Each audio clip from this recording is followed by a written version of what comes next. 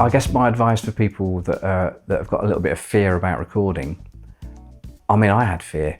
I'm trying to think back to when I first put these microphones in front of the drum kit. It sounded dreadful, I know that much. And one of those things was phase, which I'd heard about and people had explained to me, but actually getting involved with phase, with microphones, that's something that's blown my mind, you know, because that's got nothing to do with plugins or gear, or it's just literally physics of where the microphone is placed next to your instrument that can make the sound better if it's right. That was amazing. That's the biggest one for me. And I'm pretty sure my first recordings I had all over the place. Dreadful, I'm pretty sure of that. But you've got to be dreadful. Like, how are you ever gonna not be dreadful if you're not dreadful? You know, you've got to move on from that place. And once you've been dreadful, there's only one place it can go, hopefully, and that's better. A lot of people don't like the sound of their own voice when it's recorded. And I know a lot of musicians can't stand listening to themselves. That's something that that I've had to get used to.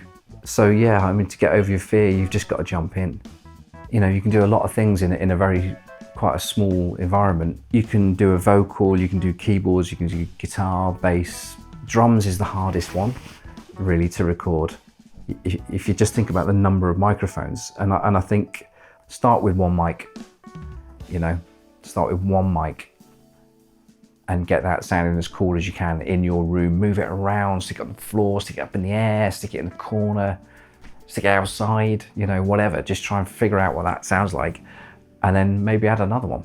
You might have a tiny little room and you think, oh God, it's not like Ash Soan's place, or it's not like Abbey Road Studio 1, it's just my little box room at the back of my house.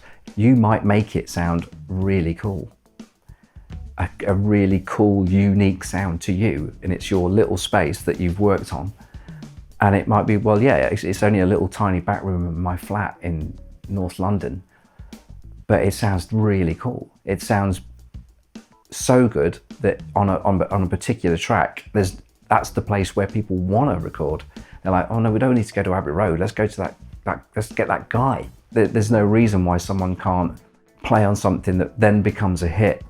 And the room was a tiny little room with a couple of mics, but they knew what they were doing, and they got a funky sound out of it. That can definitely happen. Big records are being made like that. And I think it's only going to get more and more like that, because the budgets for recording are kind of, you know, they're reducing. So if you could get a reputation for making a good sound in your place, and you can play, then that can hopefully only be a good thing. So I certainly recommend all drummers to get involved, really. What's really cool is that technology and all the stuff that we use to help us make the sound and process the sound and deliver the sound to people is changing really quickly. But what we do here hasn't changed for decades. It's so cool, you know. Like, just go like that and that, and hopefully it's in time and it feels good. But everything else is changing like a whirlwind around us. It's really cool, man.